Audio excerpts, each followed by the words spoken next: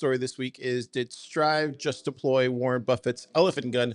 This is from Dan, September 22nd, 18 comments, 1,162 sats. Keyan, what's this? Yeah, so Warren Buffett's elephant gun is his big reserve of cash waiting to be deployed. So he kind of keeps a huge pile of hundreds of billions of dollars just waiting for the right opportunity in the market. That's what he calls his elephant gun, I guess. And Joaquin Book drew a comparison to that in the Strive and Similar story. So Strive is a Bitcoin treasury company, one of many now.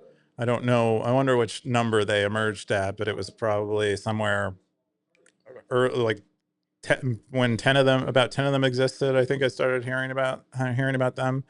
And then there's another Bitcoin treasury company called Similar Scientific. I think they have like a medical testing business, and then they started acquiring Bitcoin, and they became a Bitcoin treasury company too. I guess Strive's MNAV, their multiple of net assets. What is it? Yeah, their share price to net asset value was like several multiples. It was like 3 in the 8 range. That's usually when these companies start doing lots of fiat things, is when that range is pretty big.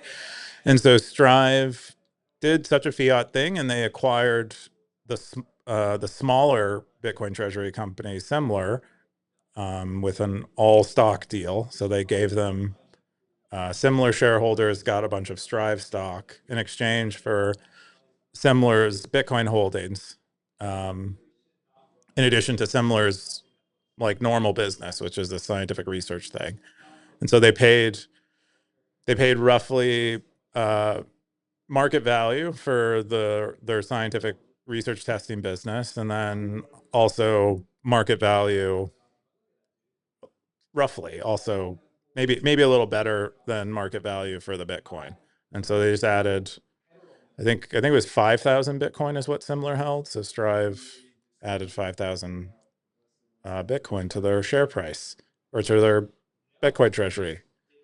That's the whole thing. This is like the first example of this. And I guess Matt Levine, who we've talked about a few times on this podcast, who's done a lot of things, I think, for Bloomberg, about this treasury stuff. He was predicting this back in July, that we'd see treasury companies with high MNAVs snatching up treasury companies with low MNAVs, because they have that MNAV is sort of like the bullets that they have in their gun, and they can just pick up these other treasury companies, because why not? That's Cool. basically it, I guess. Yeah, I got nothing.